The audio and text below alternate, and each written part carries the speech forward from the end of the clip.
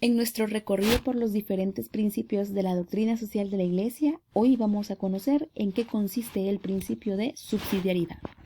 Y sí, tal cual su nombre lo dice, la palabra subsidiariedad o subsidiariedad, ambas formas son correctas, derivan de la palabra subsidio. ¿Y qué es un subsidio? Se puede entender como una ayuda, una prestación pública asistencial de carácter económico y de duración determinada. Aquí adquieren relevancia los diferentes apoyos que pueden dar los gobiernos, los apoyos de diferentes maneras. Por ejemplo, reduciendo impuestos a algún producto, dando como tal algunos beneficios económicos, reducción en cuanto a los servicios básicos, con la finalidad de que estos sean más accesibles para la mayoría de personas. Ahora bien, en lo ideal, estos subsidios, y tal cual dice la definición acá, tendrían que ser de carácter temporal, es decir, no estar extendidos para siempre. Sin embargo, en muchos países subdesarrollados, dadas sus condiciones como tal, no permiten que los subsidios puedan ser temporales, sino que muchas veces se ven extendidos a lo largo del tiempo. Acá vamos a introducir una estructura en cómo vamos a entender algunos grupos sociales. Como dice acá, nosotros, todo ser humano, forma parte de diferentes grupos sociales. El primero y más básico es la familia, pero sabemos que fuera de la familia también nosotros podemos pertenecer a otro tipo de asociaciones por las cuales nos vinculamos de acuerdo a diversas motivaciones. Por ejemplo, yo puedo formar parte de una comunidad académica si yo soy un estudiante de alguna institución educativa. Entonces yo me muevo o mi asociación podrán ser mi relación con otros compañeros, con un docente, etcétera. Yo si pertenezco a una asociación deportiva, aunque sea por afición, pero también tengo otra asociación, tengo otro núcleo social. Si hablamos de la comunidad, el barrio, el vecindario, la colonia, el caserío, el cantón, lo que sea, la denominación que tenga una jurisdicción, también es un grupo social. El municipio, la provincia donde podríamos habitar, también es otra forma, otra sociedad. No digamos nuestro país como tal. El país también es otra forma de entender la organización demográfica, geográfica y obviamente social. Entonces, eso podríamos hablar más concretamente de la familia, la podríamos entender como una sociedad intermedia. Y las sociedades intermedias se agrupan en sociedades mayores, por ejemplo, el Estado o el país. Ya hemos puesto algunos ejemplos de cómo esto va escalando. Todas las sociedades de orden superior, por ejemplo, el Estado, a lo mejor arriba del Estado podría estar la región, o de pronto algunas asociaciones de países que se puedan realizar. Pero vamos a poner nada más el caso concreto de la familia como una sociedad menor o intermedia y luego como una sociedad o asociación de orden superior, el Estado. El Estado casi siempre está en condiciones de ponerse a ayudar a las familias y no tanto al contrario, ¿no? La familia va a ayudar al Estado. En algo podría, pues, pero en inicio es el Estado el que adopta esa posición de ayuda hacia las familias. Pero también las sociedades más pequeñas tienen que hacer lo que les corresponde según el ámbito de su actuación y no exigir una solución a sociedades mayores. Puedo poner un ejemplo. Si en el lugar donde yo vivo, la calle para poder llegar hacia donde yo vivo puede estar en mal estado, no compete a la comunidad como tal mandarla a reparar. ¿Por qué? Porque la calle es una propiedad, por ejemplo, de un municipio, de un país. Entonces, allí quien tendría que intervenir es un ministerio o una entidad correspondiente a nivel gubernamental, pero no van a poder, las familias no tendrán la capacidad, a lo mejor puede que tengan todas las ganas y la motivación, puesto que de pronto el mantenimiento de las calles a veces es un problema que aqueja a muchas sociedades y no siempre responden a los llamados que se les hacen a las entidades correspondientes. Pero aunque se tengan todas las ganas, aunque es difícil, pero si por ejemplo existieran los recursos para hacerlo, a lo mejor esa colonia o los habitantes de ese barrio, qué sé yo, no están en la facultad para poder intervenir en ese problema específico. Los principios de la doctrina social de la Iglesia aplica poder practicarlos en todos los niveles. Acá no estamos solamente hablando de familias y Estado, no, también nos podríamos poner entre una familia y cada miembro de esa familia. Ya vamos a ir poniendo más ejemplos. El principio de subsidiariedad toma como referencia de que toda tarea social se confía en primer lugar al grupo más pequeño que la pueda asumir. Una estructura de orden superior solo tendría que intervenir si ese grupo social inferior no está en condiciones de hacerlo. En el plano social de nivel superior, debe situarse, como decíamos antes, en una actitud de apoyo, de ayuda, así como un gobierno, si acaso esa institución de orden inferior ya no puede hacer nada. Esta regla se resume en la prohibición de la usurpación de la competencia y en el compromiso de ayuda.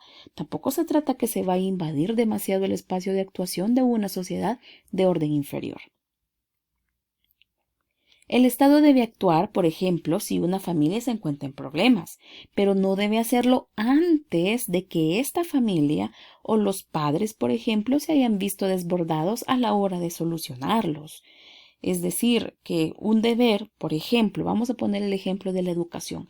Como ya se ha dicho, cada familia, cada papá, cada mamá o bueno, personas responsables de unos hijos tienen toda la libertad para educar, para criar y formar a esos hijos como ellos crean conveniente. Esta tarea tan delicada, en primer lugar, le compete a la familia, a los padres, pero no a la escuela. La escuela va a enseñar otras cosas más académicas, ¿no? Enseña matemáticas, ciencias naturales, geografía, historia, todos esos conocimientos académicos que pues eventualmente pueden servir, pero en inicio la parte formativa, valores, si se saluda, ayudar a ser responsable, todo eso en inicio se aprende en la familia y otros temas, ¿no? Podría poner el ejemplo de la sexualidad, de la afectividad, que son dos dimensiones humanas conectadas entre sí. Eso en primer lugar pues le correspondería a la familia y no al Estado, porque muchas veces ya se ha visto que los estados se entrometen pues invaden demasiado ese aspecto de la formación humana y en lugar a veces de hacer un bien, pues terminan ideologizando en algunas situaciones. Sin embargo, podríamos decir que el deber de la educación, en primer lugar, reside en la familia y el Estado va a intervenir solo cuando sea necesario y, por ejemplo, si una familia no lo podría asumir. El principio de subsidiariedad dice que como no se puede quitar a los individuos y darle a la comunidad lo que ellos pueden realizar con su propio esfuerzo e industria, tampoco es justo quitar a las comunidades menores lo que ellas pueden hacer y dárselo a una sociedad mayor. Aquí es también darle la oportunidad a estas instancias de orden inferior a que se puedan desarrollar, a que tengan su ámbito de autonomía. Tampoco no se debe cohibir o prohibir que lo puedan realizar. Una asociación de familias puede defender el derecho a la educación, pero no debe educar a los hijos de las familias que las componen porque eso le corresponde a cada familia concreta, ¿sí? Como decíamos, ese ámbito de la educación es hasta cierto punto delicado y cada familia va a decidir muchas veces consciente e inconscientemente, para bien, para mal, cómo educar a los hijos. La subsidiariedad también es una forma concreta de vivir la solidaridad, porque cuando se separa la solidaridad de la subsidiariedad, se puede convertir en una justificación economicista que desvirtúa la doctrina social de la Iglesia. Esto quiere decir que también debe ir una intención de ayuda, pero sin esperar nada a cambio. Puedo poner otro ejemplo siempre en el ámbito familiar, cuando pues muchos papás, en nombre del amor que tienen hacia sus hijos, provocan o les limitan muchas veces de su desarrollo como tendría que ser. Por ejemplo, pues es doloroso que un hijo sufra, pero los padres en algún momento no van a poder impedir alguna situación difícil que un hijo tenga que afrontar por sí solo. Por lo tanto, no se trata de hacer sufrir a los hijos así por así, para nada, sino que prepararlos, que aunque tengan dificultades, no evitar que las tengan de acuerdo a su edad. Por ejemplo, puedo decir cómo han cambiado las cosas. Antes a un niño que se le enseñaba a andar en bicicleta, por ejemplo, pues casi que se le mandaba así a la buena de Dios, como se puede decir, ¿no? Es decir, sin ningún tipo de protección, no casco, no coderas, no rodilleras. Aprenda y de la caída se va a levantar y va a aprender. Así va a aprender a andar en bicicleta. Y estoy hablando no con rueditas de apoyo, sino que andar en una bicicleta común. Pero hoy en día es común ver a muchos papás que protegen a sus hijos con un casco y con todos los implementos de seguridad, lo cual no estoy diciendo que sea algo malo, al contrario, pues se está protegiendo, pero demasiada protección, y esto puede servir como un ejemplo, una analogía para la vida en general, demasiada protección para los hijos no siempre es bueno, ni tampoco darles demasiado ni darles todo lo que ellos quieran, porque en la vida, y puede que ya lo hemos experimentado en la vida, no siempre se nos van a dar las cosas como nosotros queremos, sino que de pronto hay que afrontar ciertas dificultades y es parte integrante y normal de la vida. El principio de subsidiariedad protege a las personas de abusos de instancias sociales superiores. Entonces, pues la tarea de estas es apoyar cuando sea necesario. Con el principio de subsidiariedad contrastan o están en contra formas de centralización, burocratización, asistencialismo, presencia injustificada y excesiva del Estado y del aparato público. Vamos a tomar acá el caso de la centralización. En muchos países, a veces subdesarrollados, el mayor desarrollo se ha concentrado en las capitales. Por eso es que a veces son lugares poco accesibles para ir.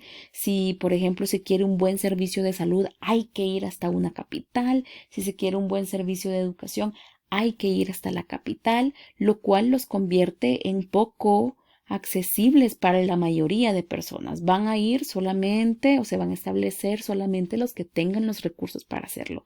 Eso estaría un poco en contra del principio de subsidiariedad porque el desarrollo debería facilitarse para todas las todos los lugares de un país, no solamente en una capital.